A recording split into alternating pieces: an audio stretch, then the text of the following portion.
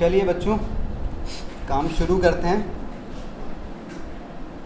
आज की जो क्लास है उसमें हम लोग क्या करने वाले हैं, आपने अभी तक इसकी 2 क्लासेस कंप्लीट कर ली हैं। किस किस ने सेकंड क्लास देख ली है? सबने देख लिए? कोई बचा है क्या? मुझे बेसिकली ये पूछना है। क्यों भाई?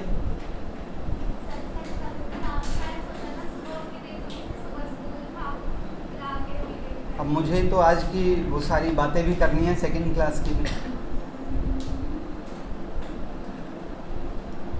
मयंक सेकंड क्लास देख ली?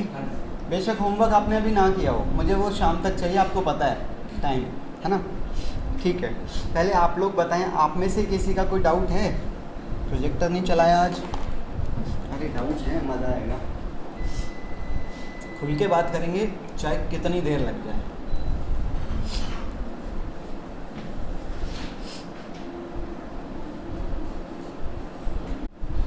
चलिए बच्चों, हाँ मयंक बताओ बेटा, किस चीज़ में डाउट है? सर मेरे को वो वाला पार्ट समझ नहीं आया जिसमें मतलब मेरी वीडियो तो पूरी कंप्लीट हो गई। ठीक है, बीच में से मेरे को ऐसे पार्ट्स लग रहा था कि ये क्या आ गया एकदम से। ये क्या आ गया था? अच्छा, जैसे कि जैसे कोई कौन सी चीज़ थी ऐसी जो तुम्हें लगी ये क्या आ गया? सर उसमें मैं क्वेश्चन लगाऊं कोई ऐसा जो तुम चाहते हो? क्वेश्चन नंबर बता सकते हैं आप मुझे? वो आई थिंक 7 या 8 में 7 या 8, मैं दोनों लगाता हूँ बेटा, आप बताना मुझे। क्या यही वाला था? नहीं, कंफर्म कर लो, कोई प्रॉब्लम नहीं है। इसके अंदर जो है वो प्रीमियम वाली बात हुई है, यही है या कोई और है?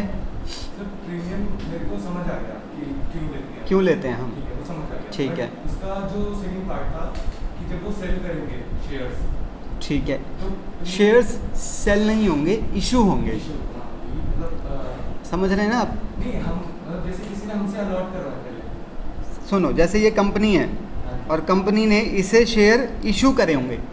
अच्छा, इसने शेयर परचेज करे हैं, अगर ये किसी और को देता है तो उसे हम सेल कहेंगे। ये सेल है, पर ये वाला इशू है। समझ रहे हैं आप बात? हाँ बताओ, क्या पूछना चाहते हो? तो मैं ये कह रहा था कि जब सेल करेंगे, हाँ। वो सेल करेगा जो जिसने हमसे खरीदा है। ठीक है, इन्वेस्टर बोलते हैं उसे। इन्वेस्टर, हाँ, इन्वेस्टर ने जब सेल करेगा तो हाँ। वो प्रीमियम देगा कि नहीं देगा? नहीं, वो उनकी आपस की डील है। मैं ये कह रहा हूँ, ये कंपनी है, कंपनी ने इसे इशू किया, इसने किसी और को सेल किया, इसने बेसिकली परचेज किया होगा। तो बेटा इनके जो डील प्राइस है वो तो इन दोनों की आपसी बातचीत पे डिपेंड करेगा ना। हम जो इस चैप्टर में सीख रहे हैं, हम इसकी जर्नल एंट्री सीख रहे हैं। इशू के टाइम पर एंट्री, ये सारी एंट्रीज डलती हैं जो डलती हैं, हम इनकी बात कर रहे हैं। और बताओ, और क्या डाउट है? मोस्ट वेलकम, खुल के पूछो। अगर ये भी कहोगे ना मुझे पहली एंट्री नहीं समझ आई, हम उस पर भी बात करेंगे, बिल्कुल बेस उखाड़ेंगे। क्या बेटा? पूरा क्वेश्चन मैं कौन सा लूँ? जो तुम कहोगे, पहला, दूसरा, 2 चाहते हो, 3 चाहते हो? यही वाला ले लूँ? इससे पहले ना ले लें हम एक और अच्छा क्वेश्चन? हाँ, क्या मैं ये वाला ले लूँ? ये ज़्यादा अच्छा रहेगा नितेश, फिर वो भी ले लेंगे, है ना? हाँ रुचि, क्या कह रहे हो? चलिए मेरे साथ साथ बात करना। अच्छा पहले ये बताओ, इन एंट्रीज़ का सीक्वेंस आपको समझ आ रहा है? मैंने ये नहीं कहा लर्न करना है, मैंने आपको एंट्री का लॉजिक समझाया है। मैंने पहली एंट्री में क्या डलवाया? Bank account debit to share application. क्यों डलवाया यहाँ पर? क्योंकि अभी उन्होंने शेयर मांगे हैं, मैंने नहीं दिए, और जब तक मैं उन्हें शेयर नहीं दे दूंगा वो मेरे शेयर होल्डर नहीं बनेंगे, तब तक वो सिर्फ एप्लीकेंट रहते हैं। इसीलिए पहली एंट्री में सीधा कैपिटल क्रेडिट नहीं करते हैं हम लोग। जैसे ही शेयर अलॉट हो जाएंगे तो यही एप्लीकेशन मनी कैपिटल में कन्वर्ट हो जाती है, ठीक है ना? इसका मतलब इसमें एप्लीकेशन से एप्लीकेशन कटते ही अल्टीमेटली एंट्री क्या बन जाती है? Bank account debit to share capital, जो 11th में डलती थी cash account debit to capital के नाम से। सही है, चलो। अच्छा क्वेश्चन को समझना आप। कह रहा है Z limited was registered with N authorised capital of, ये रुपीज़ में दे रखा है बेटे, कितना? 60 लाख रुपए की कैपिटल रजिस्टर्ड है। मतलब व्हाट इज दिस? उन्होंने इशू किए हैं। नहीं, ये मैक्सिमम कैपिटल है जो एक कंपनी लोगों से इकट्ठा कर सकती है। मैक्सिमम पैसा इतना इकट्ठा कर सकती है कंपनी। अच्छा, ये लिमिट क्यों लगती है? बेसिकली ये लिमिट क्यों लगाई जाती है कि तुम इससे ज़्यादा लोगों से पैसा नहीं ले सकते? क्योंकि उससे ज़्यादा पैसे की जरूरत भी नहीं है। बिल्कुल। आपकी कंपनी का ऑब्जेक्टिव क्या है, आपको कितने पैसे की ज़रूरत है, उतना ही तो रजिस्ट्रार आपको अलाउ करेगा। अब तुम्हें चाहिए 50 लाख और तुम लोगों से ले लो 4 करोड़, पता नहीं उस पैसे का क्या यूज़ करोगे और पता नहीं किसी के साथ धोखा करके भाग गए तो। इसीलिए एक लिमिट लगा देता है रजिस्ट्रार कि इससे ज़्यादा कैपिटल की ज़रूरत नहीं है जो तुम काम करना चाहते हो उसके लिए। ठीक है, तो बेटे अगर मैं इसे शेयर में बांटूं तो कितने शेयर? 60,000 और एक शेयर 100 रुपये का ही होगा। अच्छा, अगर ये 100 रुपये नहीं भी दिए होते तो भी हमें पता लग जाता। हम इसे कितने से मल्टीप्लाई करेंगे, ये वाली वैल्यू आ जाए। समझ रहे हैं ना आप? अच्छा, बाई चांस अगर ये नहीं दिया होता और ये दिया होता तो इसे 100 से डिवाइड कर दो, आपको नंबर ऑफ़ शेयर मिल जाएंगे। चलो ठीक है। अब क्या कह रहा है? कह रहा है कंपनी ने इशू कितने करे हैं, मतलब कंपनी ने लोगों को इतने ही ऑफ़र करे कि हम अभी 25,000 शेयर का ही पैसा चाहते हैं। अच्छा, तो 25,000 शेयर पर अब देखो हो क्या रहा है। शेयर वैसे कितने का है? 100 रुपये का शेयर है, पर कंपनी लोगों से कितने मांग रही है? 120 रुपये मांग रही है, यानी कि 20 रुपये का प्रीमियम मांग रही है। अच्छा, प्रीमियम कंपनी एक्स्ट्रा मांगती है। इस वैल्यू को क्या बोलते हैं और इस वैल्यू को क्या बोलते हैं? इसे मैं क्या कहूँ? What is this? This is face value, जो कि शेयर के ऊपर लिखी होती है। इसे मैं क्या कहूँ? ये कौन सा प्राइस है? This is issue price. समझ आ रही है मेरी बात? अगर आपके पास क्वेश्चन आ जाए कि क्या शेयर के केस में इशू प्राइस और फेस वैल्यू सेम हो सकती हैं? सेम हो सकती हैं। या फिर ये आ जाए कि क्या इशू प्राइस फेस वैल्यू से ज़्यादा हो सकता है? बिल्कुल हो सकता है। और अगर क्वेश्चन आ जाए कि क्या इशू प्राइस फेस वैल्यू से कम हो सकता है? नहीं हो सकता, क्योंकि एक कंपनी अपने शेयर डिस्काउंट पर इशू नहीं कर सकती। मतलब कंपनी का अगर 100 रुपये का शेयर है तो 100 रुपये से कम लोगों से नहीं लिए जाएंगे। अगर कोई बहुत सारे शेयर खरीद रहा हो फिर भी नहीं? बिल्कुल नहीं बेटे, यहाँ कोई चक्कर नहीं है कि तुमने 1000 शेयर खरीदे हैं तो क्वांटिटी की वजह से तुम्हें हम वो कम दे देंगे। अभी तक इसके बारे में बात हुई नहीं है ना कि एक कंपनी डिस्काउंट क्यों नहीं दे सकती अपने शेयर पर। बात करें हम लोग, वैसे ये सब चर्चा आएगी आगे आगे। हाँ जी, ओ माय गॉड, कहाँ से उठा के लाए इंट्रिंसिक वैल्यू? आप उसे छोड़ दें अभी, ठीक है। इंट्रिंसिक वैल्यू बिल्कुल होती है, पर अभी आपके लिए नहीं है वो शब्द, ठीक है। तो बेटे मैं ये कह रहा था कि हमारा सवाल ये चल रहा था कि क्या कंपनी इस पर 90 रुपये भी ले सकती है? तो नहीं ले सकती। क्यों नहीं ले सकती? कोई कारण बताओ। एक बात बताओ, जो लोग शेयर खरीदते हैं वो कंपनी के मालिक बनते हैं। कंपनी में प्रॉफिट होगा, लॉस होगा, उन्हीं को उठाना पड़ेगा, है कि नहीं? अच्छा, डिस्काउंट किस चीज़ पर दिया जाता है आपको पता है? जो चीज़ बिक नहीं रही है। नहीं समझे आप? एक ऐसी चीज़ जो बिक नहीं रही है या जिसकी क्वालिटी ख़राब है, उसको बेचने के लिए डिस्काउंट दे देते हैं। अब सोचो, एक कंपनी के शेयर लोग खरीद ही नहीं रहे क्योंकि उस कंपनी में दम ही नहीं है। अब उस कंपनी ने क्या सोचा कि भाई ऐसा करते हैं, 100 रुपये के शेयर पे 80 रुपये ले लेते हैं, शायद लोग खरीद लें। ऐसे कर सकते हैं, समझ गए? ऐसा करते थे। 2013 से पहले अलाउड था डिस्काउंट। 2013 में कंपनीज एक्ट आया नया, तो उसमें साफ मना कर दिया गया कि भैया कोई भी कंपनी अपने शेयर डिस्काउंट पर इशू नहीं करेगी किसी भी कीमत पे। अलाउड ही नहीं, समझ गए? क्योंकि डिस्काउंट पर जो कंपनी अपने शेयर इशू कर रही है वो एक इशारा है कि कहीं ना कहीं कंपनी में दम नहीं है, और जो कि एक धोखा हो सकता है इन्वेस्टर के साथ। समझ आई? आगे बढ़ते हैं। मैं क्वेश्चन के अलावा आपसे बहुत सारी बातें कर रहा हूँ। तो यहाँ बेटे 100 रुपये का शेयर बेसिकली 20 रुपये के प्रीमियम पर जा रहा है, ठीक है। यानी कि कंपनी लोगों से कितना पैसा लेगी? 120। पर कंपनी में जो शेयर खरीदेंगे अब जैसे मैं रिया की बात कर रहा हूँ, मैं अपना शेयर रिया को दे रहा हूँ, मेरा शेयर है कितने का, 100 का, पर मैं रिया से पैसे कितने लूँगा। 120 में। अगर कल को रिया अपना शेयर मुझे वापस दे तो मैं उसे कितने पैसे लौटाऊंगा, मैं 100 ही लौटाने के लिए लायबल हूँ।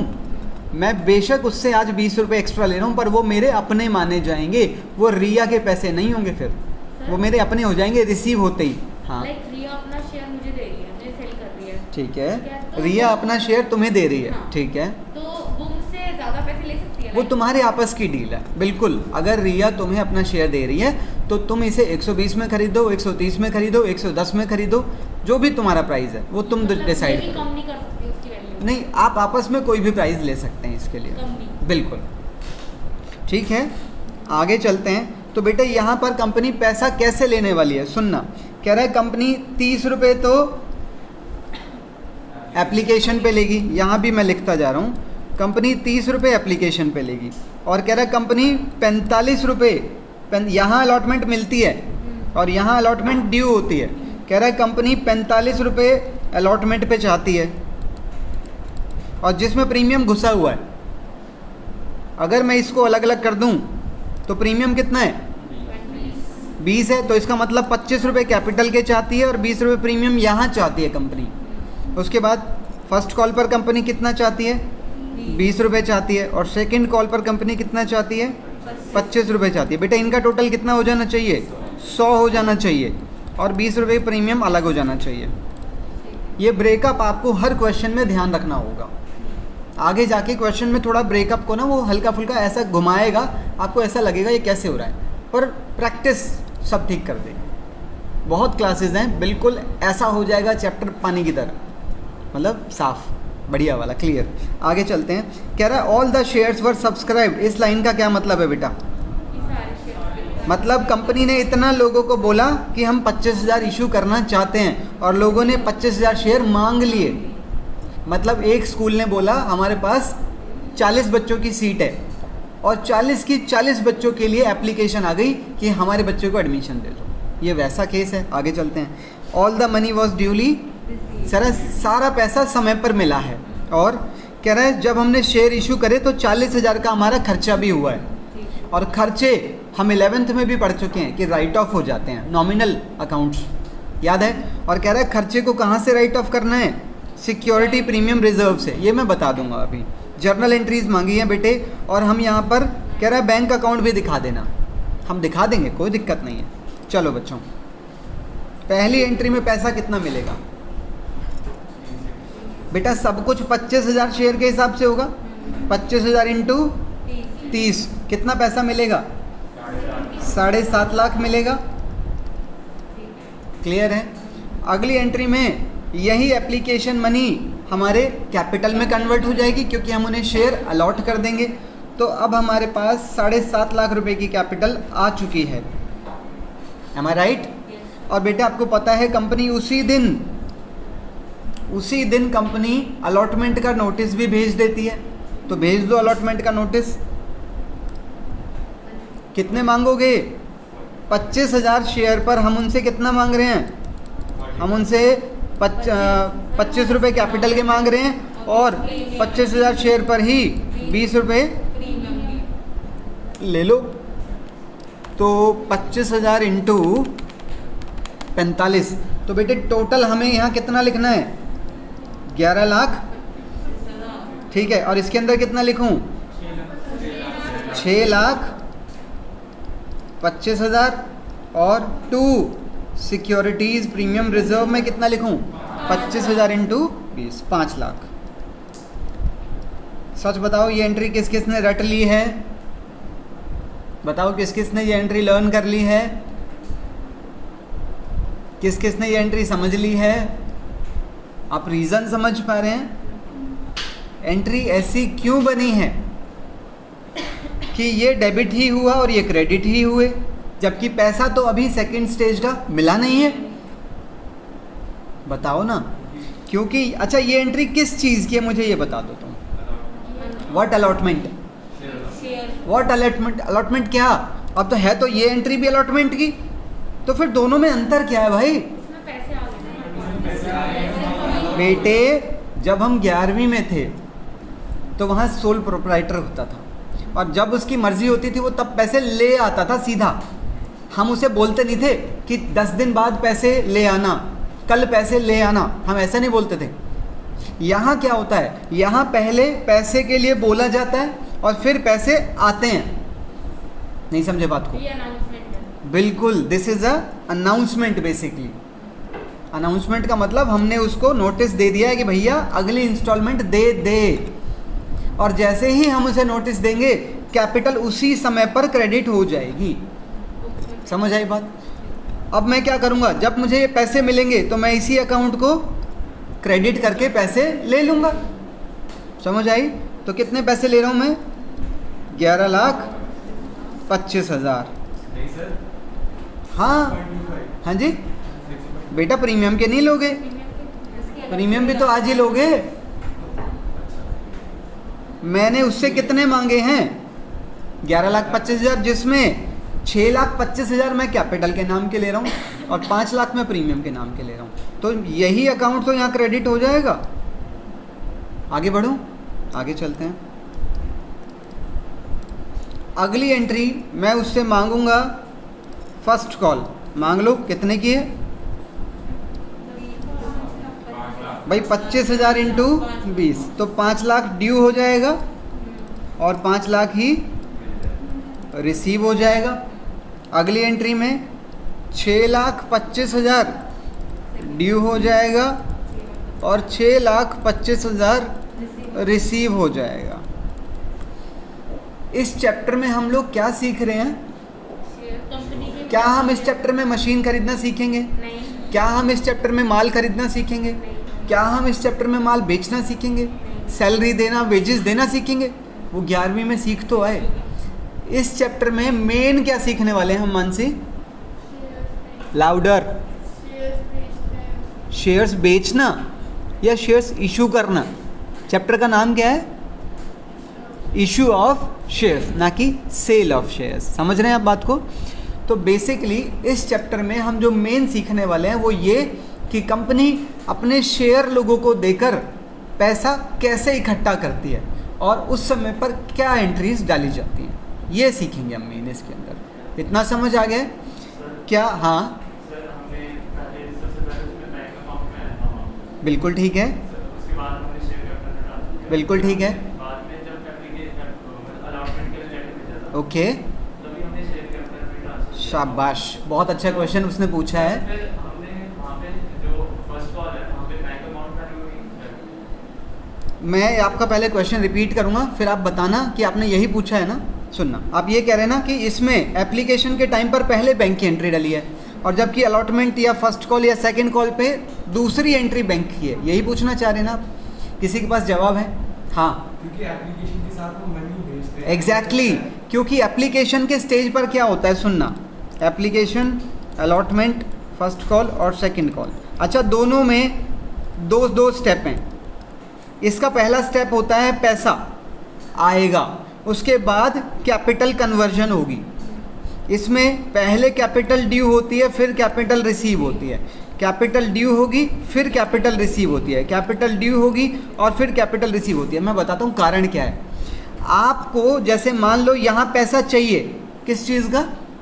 अलॉटमेंट का। तो बेटा आपको ना नोटिस देना पड़ता है 14 दिन का, तो गैप आ गया बीच में, समझ रहे हो आप? आपने आज नोटिस भेजा कि हमें अलॉटमेंट का पैसा चाहिए, तो उस पैसे को आने में कितने दिन का मिनिमम टाइम है? ये 14 दिन का मिनिमम टाइम देना पड़ता है। अब 14 दिन बाद तो फिर दूसरी एंट्री डलेगी। ऐसा तो है नहीं कि मैं आज ही एंट्री डाल दूं और उसी को 14 दिन बाद एडिट कर दूं।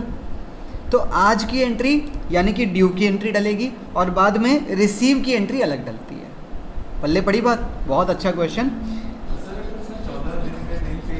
बेटे। आपने पूछा है कि अगर वो 14 दिन में नहीं देता है तो बेटा वो केस 2 क्लास बाद आ जाएगा। टॉपिक का नाम है कॉल्स इन एरियर। एरियर का मतलब अधूरा जो पड़ा है, जो दे नहीं रहा है। और अगर वो पहले देना चाहता है, लाइक अगर कोई फाइल टॉपिक का नाम है कॉल्स इन एडवांस, अगर कोई पहले ही दे देता है। और बताओ? और अगर वो सारा एक साथ देना चाहे तो एडवांस। बिल्कुल, वो भी इसी के अंदर आएगा, वो सारा ही एक बार में दे दे। और कुछ? और भी है केसेस पॉसिबल जो आप नहीं सोच पाएंगे, पर समय के साथ साथ सब सोच। हाँ बेटा, इंटरेस्ट वगैरह भी ले सकते हैं। इंटरेस्ट, टॉपिक का नाम है interest on calls in arrear. Topic का नाम है interest on calls in advance, पर ये हमारे सिलेबस में नहीं है। बात समझ आ रही है?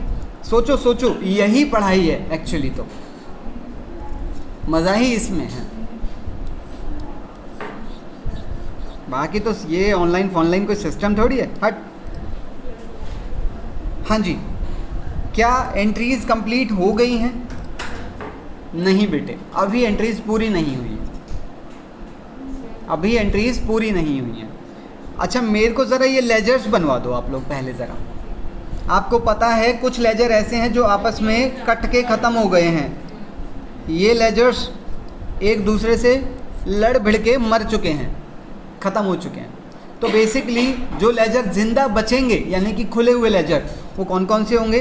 Bank, capital and premium. Check कर लो बेशक। ऐसा मैंने क्यों कहा? क्योंकि बैंक, ओ माय गॉड, चलो कोई बात नहीं, मैंने अमाउंट ही हटा दिया। इसके अंदर बेटा कितना था? 11,25,000, 7.5 लाख था। अरे यार, वो मैंने ऑल डिलीट कर दिया ना, कोई बात नहीं। इसके अंदर था 11,25,000, इसके अंदर था 6.25 और 2 सिक्योरिटीज़ प्रीमियम रिजर्व 5 लाख। इसके अंदर हमने 11,25,000 रिसीव कर लिया था। इसके अंदर 5 लाख ड्यू और 5 लाख रिसीव, 6,25,000 ड्यू और 6,25,000 ही रिसीव। ठीक है,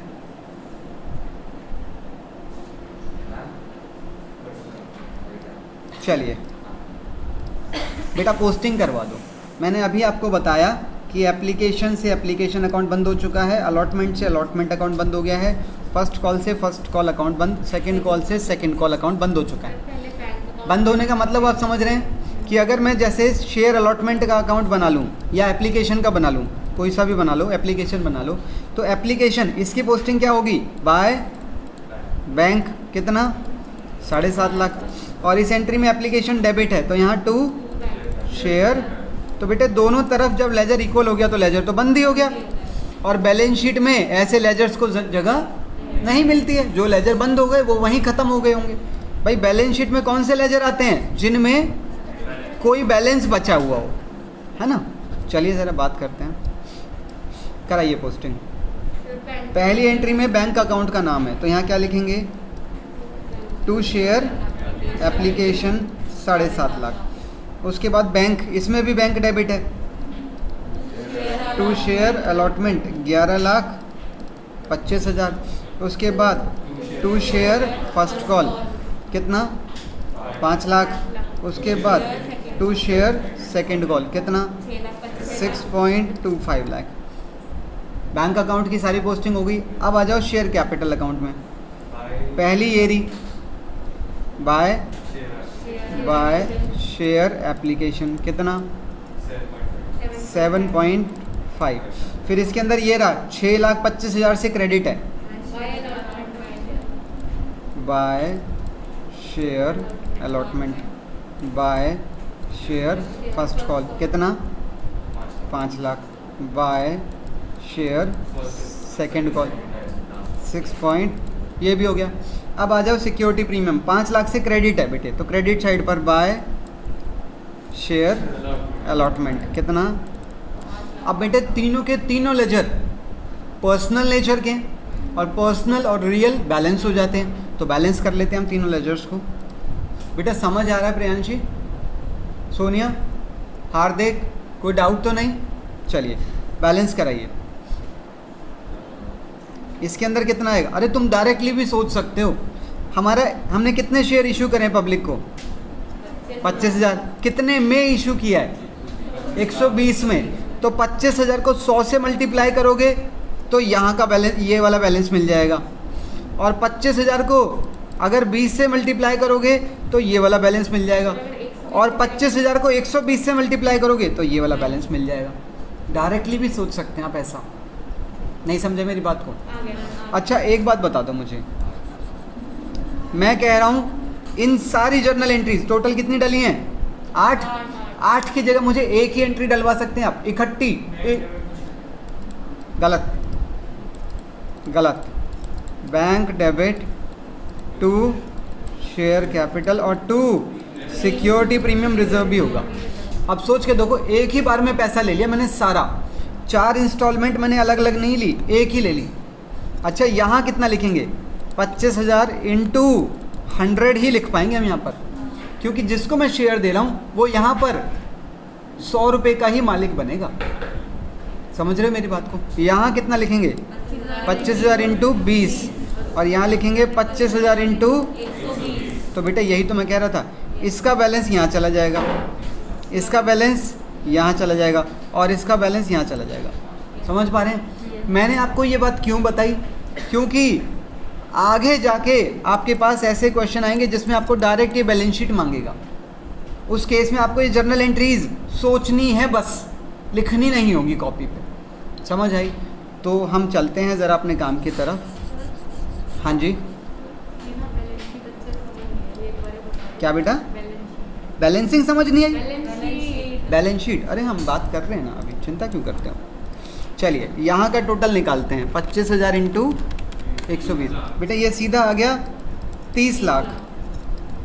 ठीक है, ये वाला आ जाएगा 25,000 इंटू 100, ये आ जाएगा बैलेंस सीडी में, सीडी लिखते हैं ना, ये आ जाएगा 25 लाख और इसका सीडी आ गया बेटे 5 लाख। अच्छा, अब आपको पता है ये कौन सा बैलेंस है? डेबिट, और ये दोनों क्रेडिट। तो बेटा डेबिट बैलेंस चलाता है एसेट्स में। अब एसेट्स में कहाँ ले जाऊँ, सोच के देखो एक बार। बेटा ये कैश है ना, ये कैश ही तो है, तो इसके अंदर जगह मिलेगी इसे। ये बैलेंस शीट बिल्कुल 11वीं की बैलेंस शीट है। चलो 11वीं की बनाते हैं, छोड़ो 12वीं की, हम नहीं कर रहे, हमें नहीं आती। बेटा चिंता मत करो, जिन बच्चों को ऐसा लग रहा है कि ये बैलेंस शीट कैसे लर्न होगी, वो गलत सोच रहे हैं। पहली बात तो इसे लर्न करने की नीड ही नहीं पड़ेगी। अभी आपके लिए जो बैलेंस शीट इम्पॉर्टेंट है वो बस इतनी बैलेंस शीट इम्पॉर्टेंट है अभी इस चैप्टर में, क्योंकि चैप्टर का नाम है इशू ऑफ शेयर और शेयर कैपिटल इसके अंदर आ जाती है। यहाँ पर तो बेटे बाकी चीज़ें आएंगी, माल खरीदा, मशीन खरीदी, फर्नीचर खरीदा, क्रेडिटर, ये वो, डेटर शटर। समझ रहे हैं आप? फिर तुम कहोगे कि फिर पूरी बैलेंस शीट बनाई क्यों? अगर मैं अधूरी बना देता तो तुम्हें यही नहीं लगता कि ये बैलेंस शीट है। अब कम से कम ये बैलेंस शीट जैसी दिख तो रही है। कुछ बच्चे कहते हैं नहीं, हमने तो ये वाली देखी है। मैंने कहा बेटा एक ही तो चीज़ है, यहाँ होती थी एसेट, यहाँ होती थी, तो एसेट ये रही और लाइबिलिटी ये रही।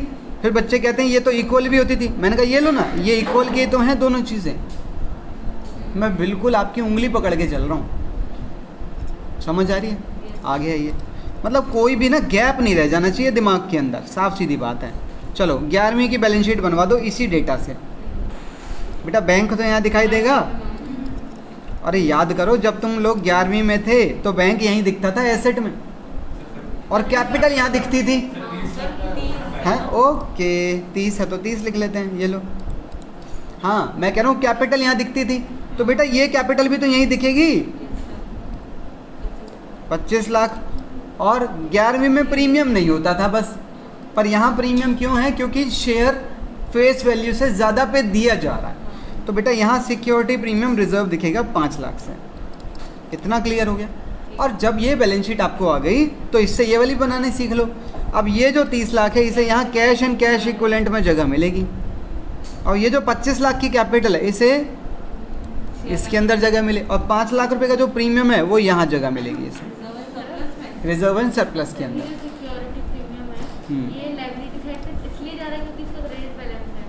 हाँ, security premium reserve balance sheet में इसलिए जा रहा है लायबिलिटी साइड पर क्योंकि इसके लेजर का बैलेंस, एक बच्चा कहने लगा क्या इसके लेजर का बैलेंस डेबिट भी हो सकता है?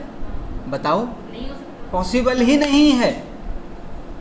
होगा या तो ज़ीरो या फिर क्रेडिट, पॉसिबल ही नहीं है इसका बैलेंस डेबिट हो जाए। Security premium reserve is what? It is an amount, extra amount charge over and above the face value of the share. समझ आए? अभी इसी में मॉडिफिकेशन करेंगे। अब ये वाली बैलेंस शीट हटा दूं बच्चों वाली? चलो बड़े हो गए ना। अब इसी क्वेश्चन के अंदर मैं ये वाला हिस्सा और ले रहा हूँ बेटा। 40,000। अच्छा, आपको पता है जब हम 11वीं में थे तो फाइनेंशियल स्टेटमेंट्स में क्या क्या बनता था? बैलेंस शीट से पहले ट्रेडिंग P&L बनते थे। अब यहाँ ट्रेडिंग P&L नहीं बनता, उनकी जगह पर एक और बनता है statement of profit and loss. अच्छा, जब 11वीं का ट्रेडिंग P&L था उसमें यहाँ इनकम और यहाँ एक्सपेंसेस आते थे और यहाँ प्रॉफिट्स निकल जाते थे, है ना। इसमें क्या होगा, यहाँ इनकम आएंगी, नीचे एक्सपेंसेस आएंगे और उसमें लास्ट में प्रॉफिट आता है, मतलब इनकम्स। और तो बेटा ये कैसे आया होगा, ब्रैकेट में अगर मैं लिखूँ इनकम माइनस, तो ये ऐसे आता है इसमें। अब तुम कहोगे ऐसा क्यों है ये फॉर्मेट? क्योंकि ये कानूनी फॉर्मेट है, लीगल फॉर्मेट है। लीगल क्यों है? लीगल क्यों है ये?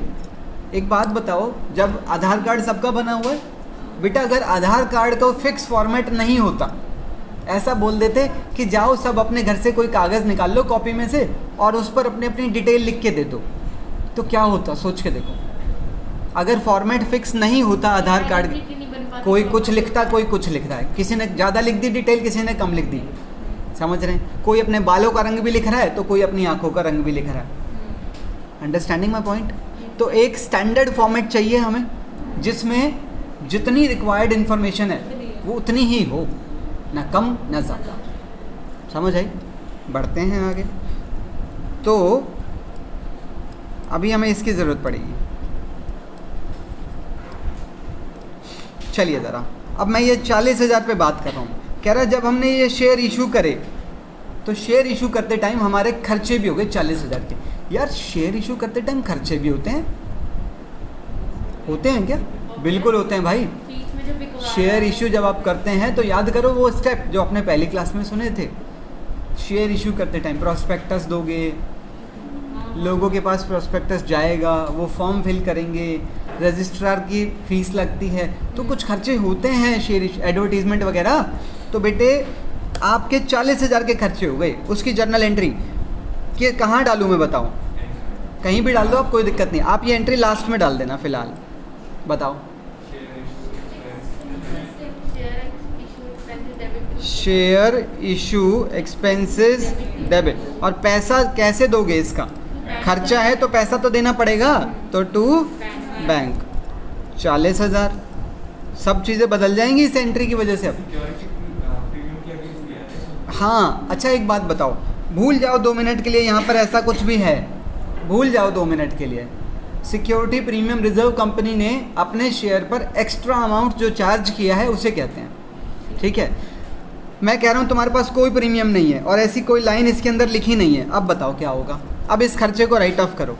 खर्चा है तो भाई कहाँ जाएगा? P&L में जाएगा। P&L में कैसे राइट ऑफ करोगे खर्चे को? हार्दिक, खर्चा कैसे राइट ऑफ करना सीखा था 11वीं में?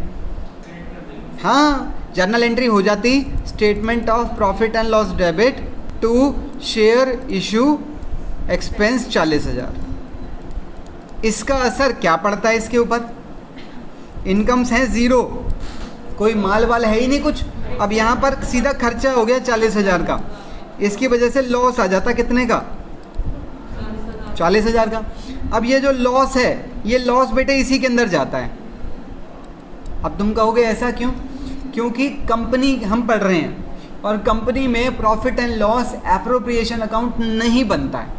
बनता है पर नहीं बनता है, मतलब बनता है पर छुपा हुआ बनता है। वो छुपा हुआ कैसे बनता है मैं आपको थोड़ा सा इसको खोल के दिखा देता हूँ। इसका नोट, किसका? रिजर्व एंड सरप्लस का। रिजर्व एंड सरप्लस का नोट मैं यहाँ ले रहा हूँ, आओ ज़रा। अच्छा, इसके अंदर ऑलरेडी सिक्योरिटी प्रीमियम रिजर्व मैंने छुपा दिया है, ध्यान रखना। सिक्योरिटी प्रीमियम रिजर्व मैंने छुपा दिया था, मैं इसको 2 मिनट हटा देता हूँ। इसके अंदर ऑलरेडी सिक्योरिटी प्रीमियम रिजर्व बैठा है, कितने का? 5 लाख का। और इसके अंदर बेटे लॉस और जा रहा है, पर वो नेगेटिव आइटम की तरह जा रहा है। वो तो लॉस तो डेबिट बैलेंस होता है, तो इसके अंदर रह जाएगा 4,60,000। तो बेटा ये चेंज हो जाएगा, फिर तो कितना आएगा ये? 4,60,000। अब दूसरी चीज़ क्या बदली? बैलेंस शीट तो इक्वल नहीं है। आपने ये जो एंट्री डाली थी, इस एंट्री में बैंक भी तो क्रेडिट हुआ है, तो बैंक के लेजर पे भी तो असर आ जाएगा। तो यहाँ पर शेयर इशू एक्सपेंसेस आ जाएंगे 40,000 के। इसकी वजह से मेरा ये बैलेंस 60,000 हो जाएगा। तो ये बैलेंस 29 लाख। अब आप देखो बैलेंस शीट इक्वल है। इतना समझ आया? अब मैं कह रहा हूँ, अब इस लाइन को खोल दो नीचे से। क्या कह रहा है? कह रहा है आपको यहाँ statement of profit and loss से राइट ऑफ नहीं करना। कह रहा है आपने ये जो एक्स्ट्रा लिया था ना 5 लाख, इसी में से यूज़ कर लो यहाँ पर इसको राइट ऑफ करने के लिए। सिक्योरिटी प्रीमियम रिजर्व यूज़ कर लो। अब क्या हो जाएगा? इसका मतलब अब statement of profit and loss पर कोई असर नहीं पड़ेगा। तो फिर क्या होगा? यहाँ पर ये लॉस नहीं आएगा, सीधा सीधा ये 4,60,000 हो जाएगा डायरेक्ट। क्योंकि प्रीमियम जो कि 5 लाख हमने लिया था उसमें से हमने 40,000 का यूज़ कर लिया खर्चे को राइट ऑफ करने के लिए। आपने एक चीज़ थ्योरी में पढ़ ली है, आगे जाके इतना इम्पॉर्टेंट कि मैं 2 बार और कहूँगा, बहुत इम्पॉर्टेंट। सिक्योरिटी प्रीमियम रिजर्व के यूजेस के नाम से एक थ्योरी का क्वेश्चन आता है।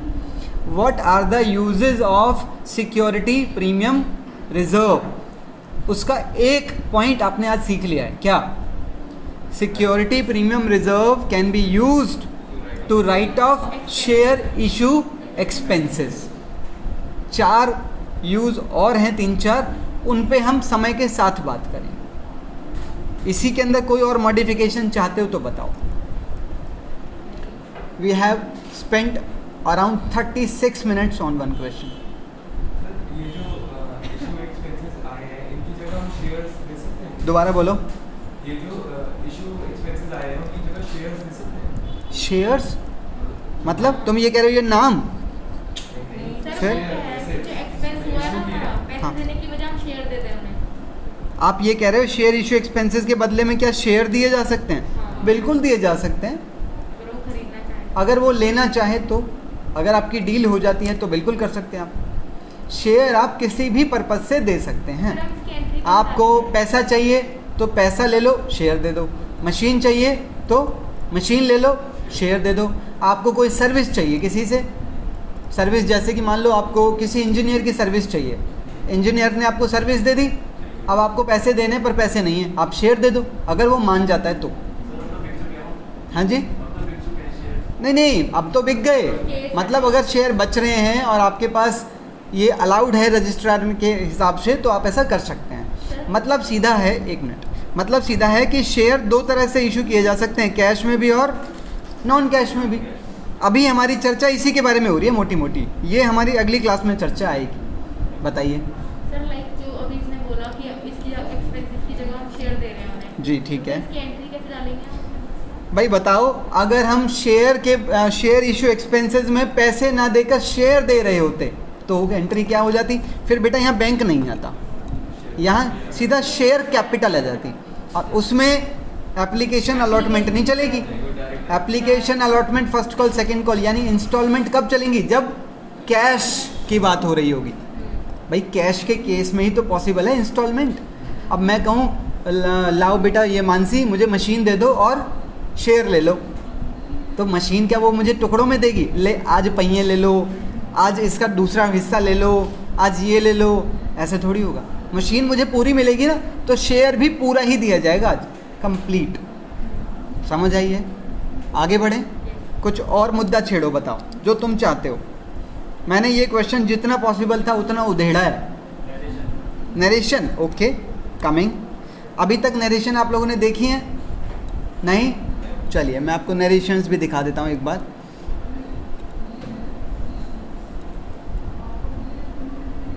ये बेटे इसकी नरेशंस हैं और ये वही क्वेश्चन है जो हमने अभी किया था। चेक करें आप कैसे लिखी हुई है नरेशन। इंपॉर्टेंट शब्द, इंपॉर्टेंट, दूसरे इंपॉर्टेंट शब्द।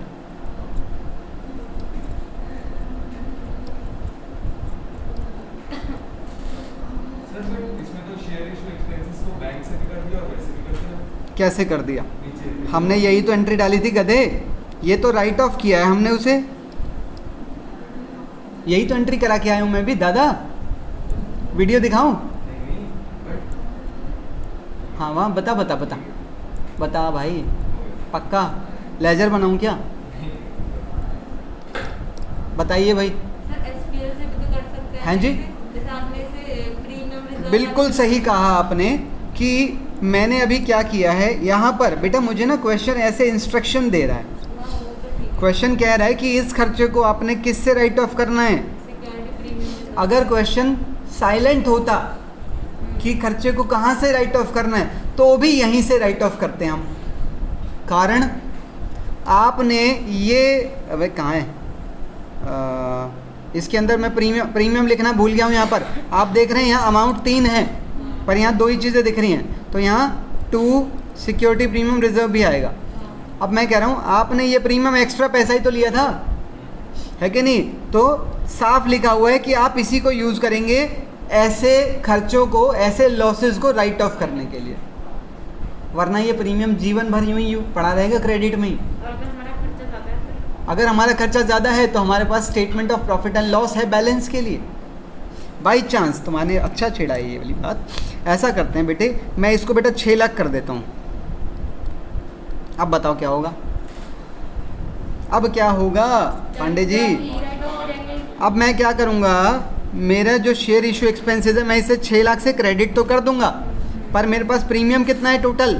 प्रीमियम 5 लाख है, तो प्रीमियम 5 ही ले पाऊंगा, बाकी का 1 लाख देना पड़ेगा। ओए क्या क्यों? पेमेंट हो रही है कैश में, तो राइट ऑफ की एंट्री अलग होती है ना। तो यहाँ पर statement of profit and loss debit हो जाएगा 1 लाख से। गुड, अच्छा क्वेश्चन था। कोई और पूछिए, कुछ भी पूछिए। बिना प्रीमियम के एक्सपेंस नहीं हो सकते? बिना प्रीमियम के ये क्वेश्चन मैं समझ नहीं पा रहा हूँ। आप मतलब जैसे इसमें तो प्रीमियम तो वो तो हुए थे ना हमारे शेयर इशू एक्सपेंस, वो राइट ऑफ हुए हैं हाँ। प्रीमियम से। आप ये कह रहे हैं कि बाई चांस अगर कंपनी यहाँ प्रीमियम नहीं लेती है, हाँ। इसका मतलब फिर कंपनी यहाँ सीधा ये हटा देंगे, तो ये 6,25,000 हो गया होगा। हाँ। ठीक है, और ये खर्चे फिर भी हो सकते हैं, हाँ हाँ ये पूछ रहा है ना। फिर इन खर्चों को प्रीमियम से राइट ऑफ नहीं कर पाओगे आप, क्योंकि आपके पास प्रीमियम है ही नहीं। तो एक्सपेंस फिर आप statement of profit and loss से ही राइट ऑफ कर पाएंगे। वेरी गुड यार, इतने सारे क्वेश्चन, मज़ा आ गया। और कुछ खुरापात आ रही हो दिमाग में? अरे सोचो, तोड़ दो सारी बाउंड्रीज अपनी, मेरी मत तोड़ना। बताओ, कंपनी प्रीमियम किस बेसिस के ऊपर लेती है? कंपनी प्रीमियम किस बेसिस पे लेती है? अमाउंट मतलब पैसे तो हमें उतना ही चाहिए था, उतना ही चाहिए था, पैसे तो उतने ही चाहिए। हाँ, मतलब प्रीमियम प्रीमियम क्यों ले रही है कंपनी? एक्सपेंस के लिए लिए थे। अच्छा, राज कचौड़ी खाई है कभी हल्दीराम में? गए हो? कितने की है? शायद 130 रुपये की है, शायद। राजभोग कचौड़ी होती है ना यार। वैसे सच में 130 रुपये ज़्यादा नहीं होते हैं। कल की मैं बात आपको बता रहा हूँ। कल मैं गया था सेक्टर 10 बजरंग बीकानेर। मैंने ली वहाँ पर बेटा टिक्की, पता है कितने की? 70 रुपये की। मैंने कहा भाई क्या दे रहा है इसके अंदर, 70 रुपये की टिक्की। आपको नहीं लगता ज़्यादा है? बताओ ना। अरे प्रीमियम ही तो ले रहा है वो, एक्स्ट्रा ही ले रहा है यार। कोई भी अगर ओवर चार्जिंग कर रहा है नॉर्मल प्राइस से, तो वो क्यों कर रहा होगा? क्वालिटी होगी, मतलब कोई क्वालिटी होगी भाई, सीधी सी बात है। हैं, मतलब उसका नाम चल रहा है, लोग खरीदेंगे। इसका मतलब कंपनी भी जब उसको लगता है कि उसका शेयर जो कि 100 रुपये का है, पर लोग मरे जा रहे हैं खरीदने के लिए भैया। तो वो premium अच्छा, लोग भी कोई पागल नहीं है, कुछ होगा। लोग भी कोई पागल नहीं है कि वो महंगे खरीदे। उनको भी फ्यूचर में कोई फ़ायदा नज़र आ रहा होगा, तभी वो महंगा खरीद रहे हैं। भाई तुम एक दुकान पे गए फ़ोटो कराने के लिए, नॉर्मल फ़ोटो 30 रुपये की 6 हैं, पर तुम्हें फ़ोटो चाहिए रात को 8 बजे ही, तो हम और 7 बज गए हैं, 50 भी लेते 7 बज गए हैं, 8 बजे तुम्हें फ़ोटो चाहिए। तुम गई भैया 6 फ़ोटो कर दो, 30 रुपये लेते हो ना? भाई साहब लेते हैं, अभी 30 नहीं लेंगे। 50 रुपये 70 रुपये इतना लेते अच्छा, उसने बोला 50 रुपये लूँगा, पर तुम भी पता है क्यों करवाओगे? अगर तुम्हें लग रहा है कि मेरा 20 रुपये एक्स्ट्रा तो जा रहा है, पर उससे जो फ़ायदा मुझे होगा वो 20 रुपये से बड़ा है, हाँ। वरना तुम करवाओगे क्यों? Getting my point? और बताइए, चलने दो, ये सीक्वेंस बेस्ट है। सवालों का सिलसिला सबसे सुंदर काम है। तुम सोचो, मैं भी सोचता हूँ। और कुछ सोच रहे हो इसके अंदर? हैं, मैं सारी स्लाइड खोलता हूँ एक बार इसकी, जो मैं कुछ और मैंने इसमें एडिशन में करता रहता हूँ। हाँ हाँ ला ला ला ला, दिमाग में ला जो भी ला रहा है, कोई टेंशन नहीं। अगर हम प्रीमियम से ही वो कर दे, पे कर दे, हमने यहाँ पे राइट ऑफ किया था, हाँ, है ना, बट अगर प्रीमियम से ही पे कर दे उसको पहले, प्रीमियम से ही पे मतलब कि भाई देखो expenses- देखो देखो देखो मेरी एक बात सुन लो ज़रा, ये एक बहुत बड़ी कन्फ्यूजन है। आप जो पैसा ले रहे हो, इस पैसे के अंदर दो तरह के पैसे हैं, कैपिटल का मिला हुआ पैसा भी है और प्रीमियम का मिला हुआ पैसा भी है। पर हमने प्रीमियम का अकाउंट तो अलग क्रेडिट किया था ना, प्रीमियम का अकाउंट तो अलग क्रेडिट किया है, नहीं समझे? जैसे एक बच्चा मुझे फीस दे रहा है तो मैं एंट्री क्या डालूंगा, कैश अकाउंट डेबिट टू फी।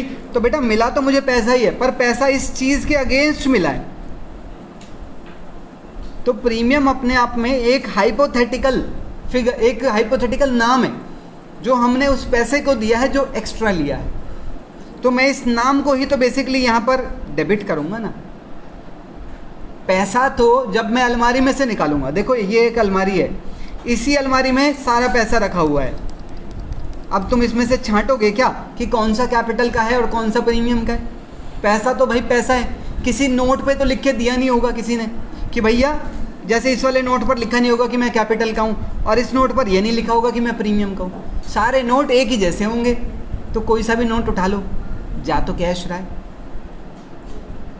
कुछ हो रही है क्लियर बात? और पूछो, सारे बेहुदा क्वेश्चन निकाल दो आज दिमाग में से, जो भी आ रहा है ना निकालो।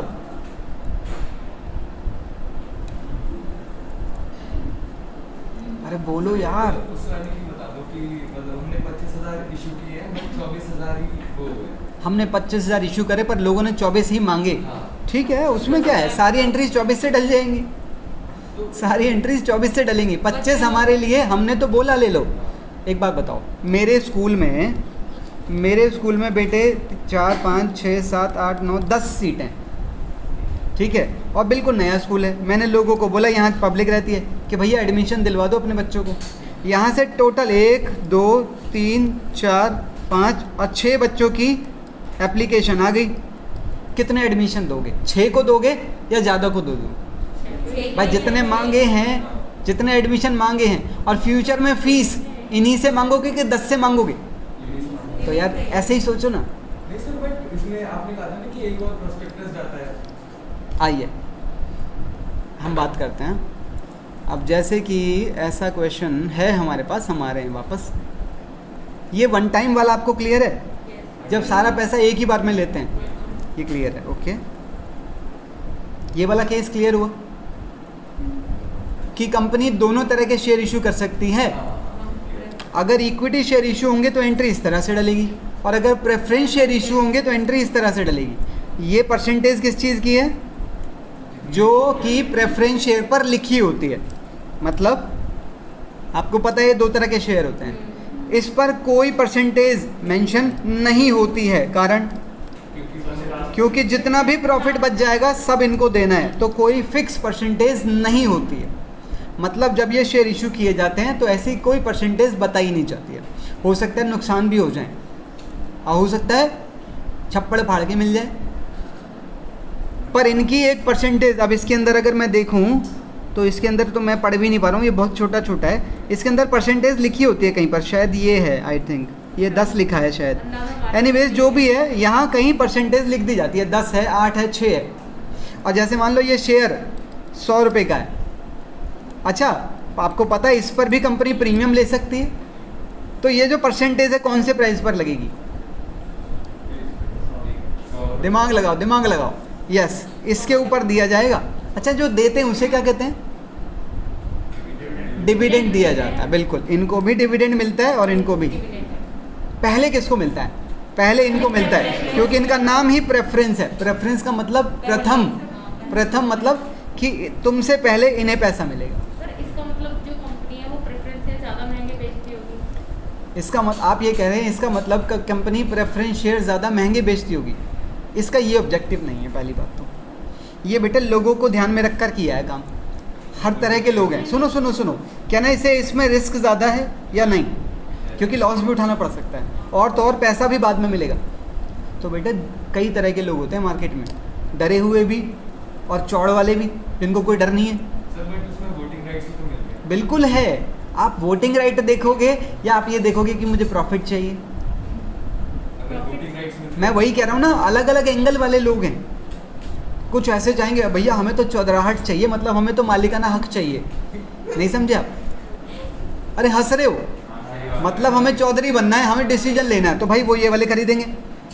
और कुछ ऐसे होंगे भैया डरे हुए, तो भैया हम तो ये लेंगे। अच्छा, कुछ इनसे भी डरे हुए होते हैं, वो लोग दोनों शेयर नहीं खरीदते, वो लोग डिबेंचर खरीदते हैं, क्योंकि उनके ऊपर इंटरेस्ट मिलता है और चाहे प्रॉफिट हो चाहे लॉस मिलेगा ही मिलेगा। वो सबसे ज़्यादा डरे हुए लोग हैं। तो तरह तरह के लोग, तो तरह तरह के इंस्ट्रूमेंट निकाले गए। इंस्ट्रूमेंट मतलब वो बजाने वाले नहीं, ये वाले, इन्हें भी इंस्ट्रूमेंट ही बोलते हैं, ठीक है। और इन्हें टेक्निकल शब्दों में कुछ और भी कहते हैं इनको, इक्विटी, प्रेफरेंस या डिबेंचर। टेक्निकल शब्दों में तीनों को पता है क्या बोला जाता है? सिक्योरिटीज़। टेक्निकल शब्द में इन्हें सिक्योरिटीज़ भी बोला जाता है। Why securities? क्योंकि आपका पैसा इनके सहारे कंपनी में सिक्योर रहता है। और छेड़ो टॉपिक। लॉस हो गया तो हैं जी? लॉस हो गया तो लॉस हो गया तो ना इन्हें कुछ मिलेगा ना इन्हें कुछ मिलेगा। उन्हें मिलेगा। मतलब पैसे देंगे। ना ना ना ना ना ना, वो कुछ और है, वो कैपिटल रिड्यूस होती जाएगी ऑटोमेटिकली। और पूछो, निकालो निकालो, गंद निकालो सारा। तो मेरा तो आपने लिए 2000। हाँ हाँ बताओ। मैं कह रहा था ना कि 25,000 हमने इशू किए, ओके 24,000 लिए। मैं आ रहा हूँ उस पर, मुझे ध्यान है, डोंट वरी, मुझे ध्यान है। वही कह रहे हैं कि कंपनी ने इशू किए 25,000 और लोगों ने सब्सक्राइब किए 24-23। बताया तो सही कि वो सिर्फ 24,000 में सारी एंट्री डालेंगे। बिल्कुल सिंपल है, उसमें कुछ है नहीं ऐसे टेक्निकल। जैसे आपने बताया था वीडियो में कि 10 जो 1,000 बच गए हैं उनके लिए भी डालते हैं, मतलब उनको प्रोस्पेक्टस भेजते हैं एक और, पहले एक भेजते हैं। होता है कोशिश, वो मिनिमम सब्सक्रिप्शन के लिए है। मैं बताता हूँ, अभी आ रहा हूँ। हाँ पहले ये बताओ, इनमें कोई प्रॉब्लम? तो यहाँ पर वो परसेंटेज आपको लिखनी है जो कि शेयर के ऊपर लिखी होती है, हर जगह पर, हर एंट्री में। तो दोनों एंट्रीज में क्या अंतर है ये बता दो। यहाँ शब्द होगा इक्विटी शेयर, जहाँ भी यूज़ होगा इक्विटी, और यहाँ यूज़ होगा क्या? Percentage preference share. ये शब्द का फ़र्क है बस, बाकी सारी एंट्रीज बिल्कुल डिट्टो सेम। क्लियर है बात? चलिए मयंक की तरफ चलते हैं, मतलब उसके क्वेश्चन की तरफ।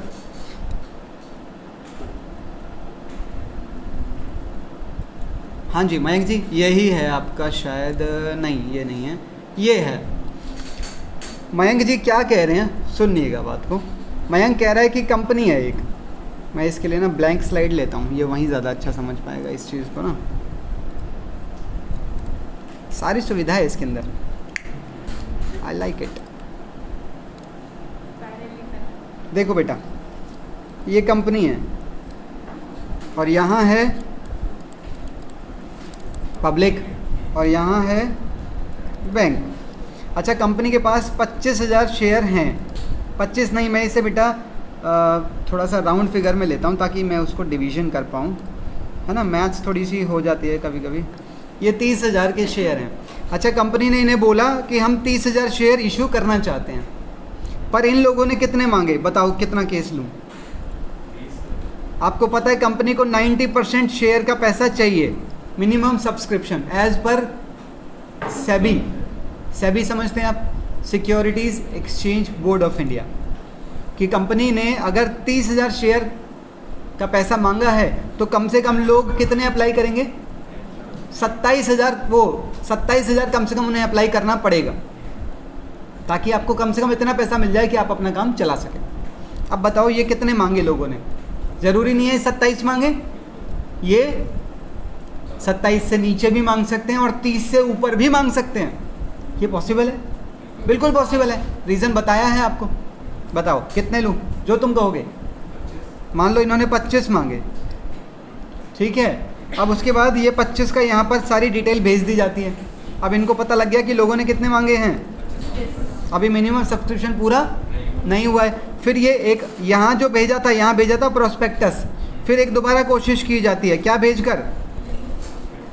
सब कुछ वही चलता है, पर यहाँ पर भेजा जाता है SILP, statement in lieu of prospectus. ये बड़ा भाई और ये छोटा भाई। अब मान लो यहाँ फिर लोगों ने कितने मांग लिए? 2, तो टोटल हो गया 27, और अगर 3 मांगे तो टोटल हो गया 28, तो काम चल जाता है। अब तुम बताओ इसमें क्या पूछना चाह रहे हो? तो इनकी एंट्रीज अलग अलग होंगी या फिर यही हो जाती है? एंट्रीज वही जो पहले, जो एंट्रीज 25,000 के टाइम पर डली होंगी और अभी एक ही एंट्री डली होगी, सोच के देख। जब तक तुम शेयर अलॉट ही नहीं करोगे, जब तक तुम्हें मिनिमम सब्सक्रिप्शन मिल नहीं जाती। तो जब तुम्हें ये 25,000 का पैसा मिला था तो पहली ही एंट्री डली होगी, bank debit to share application, तो यही एंट्री यहाँ भी डल जाएगी। 2000 अभी पहली ही एंट्री डली होगी दोनों केसेस में। जब मिनिमम सब्सक्रिप्शन पूरा हो जाएगा फिर दूसरी एंट्री अलॉटमेंट वाली डाली जाएगी कि जो ये शेयर अलॉट कर दो, हो गया है काम। ठीक है, अब मैं क्वेश्चन में आ जाता हूँ, एक बार शक नहीं छोड़ेंगे। हाँ जी, अब देखो वैसे इसके अंदर मिनिमम सब्सक्रिप्शन पूरा हो रहा है, कंपनी के पास कितने शेयर इशू करें, अब लोगों ने कितने मांगे, अब देखो इसके मिनिमम बनते हैं 36,000 पर लोगों ने कितने मांगे हैं 27। अब मैं एक बात कह रहा हूँ, मान लो अगर यहाँ गलती से 30 लिखा होता तो क्या तुम क्वेश्चन सॉल्व नहीं करते क्या? हाँ जी, आपने 27 बोल दिया था। हाँ, वो मैंने गलती से बोल दिया। मैं कह रहा हूँ यहाँ लिखा है 40 और लोगों ने मांगे हैं 30, तो फिलहाल इसका जो 90% बनता है वो बनता है 36,000 और जबकि लोगों ने मांगे हैं, तो मिनिमम सब्सक्रिप्शन से ज़्यादा शेयर की एप्लीकेशन आ गई है। अब मैं एक बात कह रहा हूँ कि अगर बाई चांस इसे क्वेश्चन 35,000 कर दे तो क्या तुम ये लिखाओगे कि इसमें मिनिमम सब्सक्रिप्शन पूरा नहीं है इसीलिए मैं क्वेश्चन सॉल्व नहीं करूँगा? आपको फिर भी क्वेश्चन को करके आना है। समझ आ रही है मेरी बात? आपको मिनिमम सब्सक्रिप्शन वाली बात थियोरेटिकली याद रखनी है, प्रैक्टिकल क्वेश्चंस में आप उसे नहीं घुसाएंगे, फिर तो क्वेश्चन सॉल्व ही नहीं किया आपने। अरे बात समझ आ रही है? आगे बढ़ें। अब मैं इसी क्वेश्चन में अगर बात करूं तो ये हमारे लिए क्या किसी काम का है? यहाँ पर हमें ऑथराइज्ड कैपिटल दिखानी पड़ती है जिसे हम बंद कर देते हैं, इशूड कैपिटल दिखानी पड़ती है जिसे भी हम, उसके बाद यहाँ सब्सक्राइब्ड कैपिटल हमें दिखानी, ये हमारी मेन कैपिटल होती है, इसी का अमाउंट हमें यहाँ ले जाना पड़ता है। और छेड़ो कोई टॉपिक, उठाओ कोई भी मुद्दा। मैं भी देख लेता हूँ कोई और स्लाइड ऐसी हो जो मुझे डिस्कस करनी है। ये लास्ट स्लाइड थी यहाँ की। अच्छा, मैं आपसे ये कैश बुक वाली बात है ये और डिस्कस करता हूँ।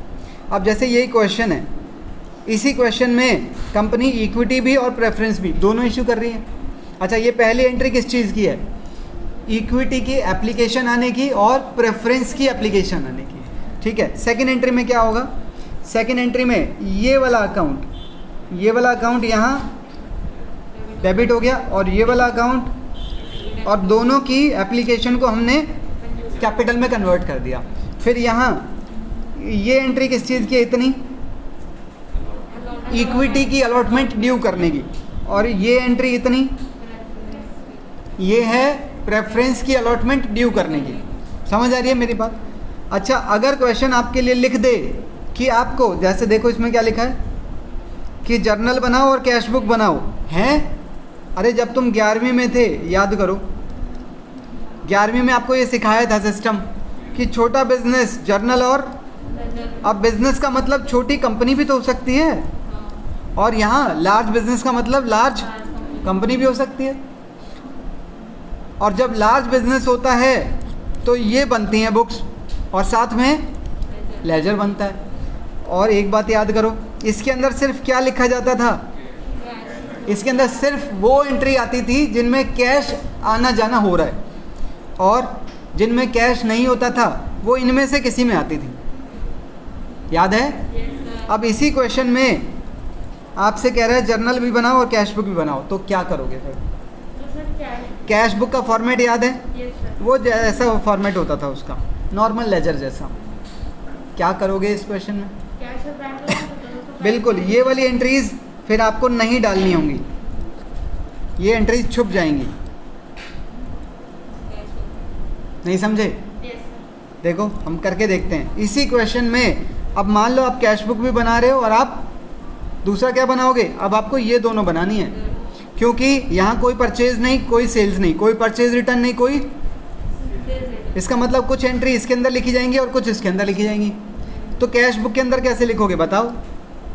जैसे पहली एंट्री में बैंक डेबिट है तो यहाँ लिखेंगे सीधा टू इक्विटी शेयर एप्लीकेशन और 2% प्रेफरेंस शेयर, तो दोनों अमाउंट यहाँ आ जाएंगे और ये एंट्री आपको पास नहीं करनी है।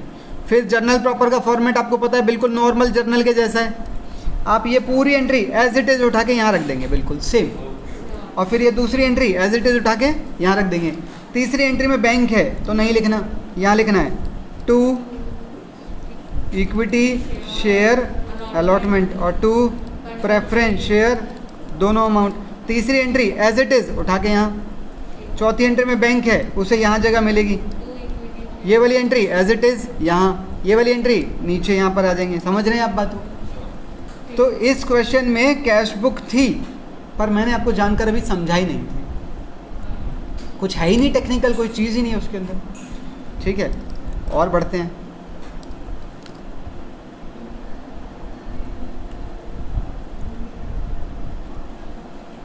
अब जैसे ये रहा क्वेश्चन, आपको यहाँ और अच्छा समझ आ जाएगा। ये क्वेश्चन है, अब मान लो ये कौन सी कंपनी है बेटा, ये रामा कंपनी है। अगर मैं कह रहा हूँ ये कंपनी स्मॉल है तो देखो जर्नल एंट्री क्या क्या डल रही हैं, ये सारी एंट्री डल गई इसकी, और ये इनके लेजर भी बनाएंगे। अब मैं कह रहा हूँ कि रामा कंपनी बाई चांस अगर एक लार्ज कंपनी है तो क्या होगा, तो ये जो पहली एंट्री है इसे तो यहाँ लिखेंगे 2 शेयर और यहाँ पर अमाउंट आ जाएगा बैंक कॉलम में, कैश कॉलम में नहीं आएगा। और आप ऐसा करना, इस कैश कॉलम को बनाना ही मत, क्योंकि हमारे लिए काम का ही नहीं है। कारण हर एंट्री में बैंक है, कैश है ही नहीं।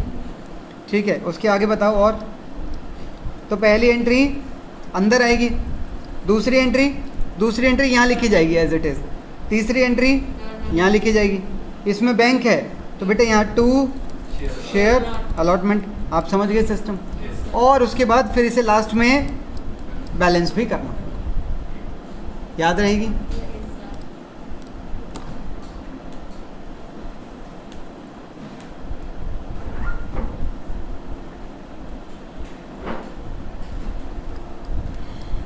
अच्छा, कंपनी दोनों में से कौन से टाइप का शेयर इशू करती है? कंपनी दोनों में से कौन से टाइप का शेयर इशू करती है? दोनों इशू कर सकती है। अपनी मर्जी है क्या? अपनी मर्जी है। जैसे मान लो एक कंपनी को बोला गया कि तुम 10,000 रुपये के शेयर इशू कर सकते हो और एक शेयर 10 रुपये का होगा, तो कितने हो गए नंबर ऑफ शेयर? 1000 हैं।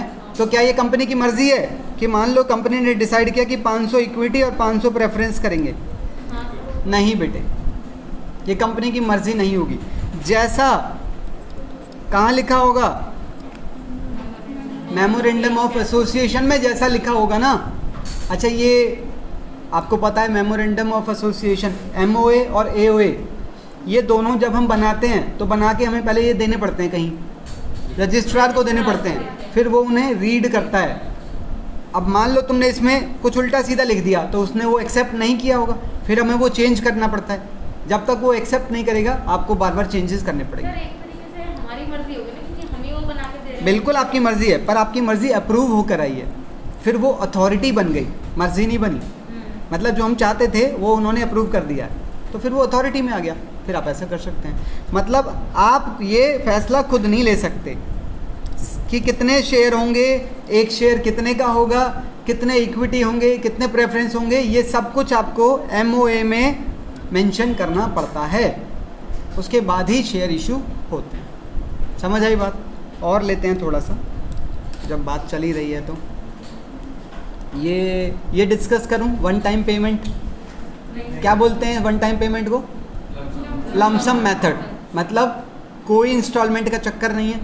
क्या एक कंपनी सारा पैसा एक बार में ले सकती है? Is it practically possible? भाई आपको मैंने एक बात बताई कि इंस्टॉलमेंट होती है जनरली, एप्लीकेशन, अलॉटमेंट फर्स्ट और सेकंड। मतलब अगर 100 रुपये का शेयर है तो टुकड़ों में पैसे लेने हैं आपको, और हर टुकड़े के बीच में 14 दिन का गैप, 14 दिन का तो नोटिस है। कितना गैप बताया था? हैं, बताओ, याद है? कितना बताया था मैंने? कुछ 2, 4, 6 महीने बताए हों। 1 month gap एक महीना minimum should be there between any 2 instalments. वो गैप आपको रखना है और 14 दिन का नोटिस भी आपको देना पड़ता है। तो मैं ये कह रहा था कि जनरली जो पैसा है वो इंस्टॉलमेंट में मंगवाया जाता है। क्या कंपनी सारा का सारा 100 रुपया एक बार में ले सकती है? ले सकते हैं सर। पॉसिबल है, पर कब? स्पेसिफिक केस में अगर आपका आर्टिकल ऑफ एसोसिएशन अलाउ कर रहा है तो। समझ रहे हैं आप? अगर आर्टिकल ऑफ एसोसिएशन में इसकी परमिशन आपने नहीं ली थी पहले, तो आप अपना सारा पैसा एक बार में नहीं ले सकते, फिर आपको इंस्टॉलमेंट ही लेनी पड़ेंगी। ठीक है, डिस्कस करूं मैं entries? Not required.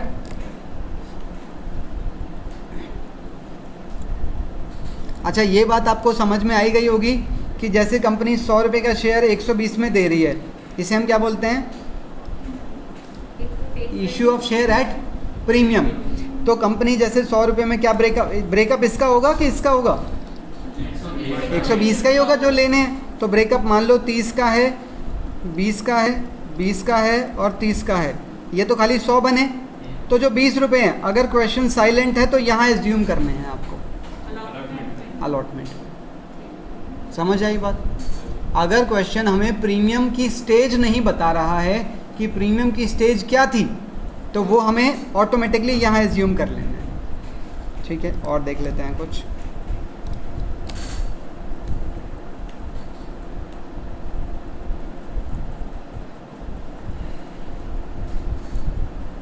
I think I have discussed almost each and everything.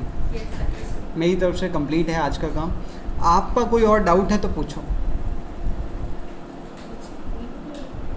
बोलो बेटा। कोई थियोरी में कुछ है वो पुराना फर्स्ट क्लास का? नहीं? काफ़ी कुछ आपके डाउट्स आज क्लियर हुए होंगे। हाँ, ठीक है। आज की क्लास हम यहीं पर एंड करते हैं।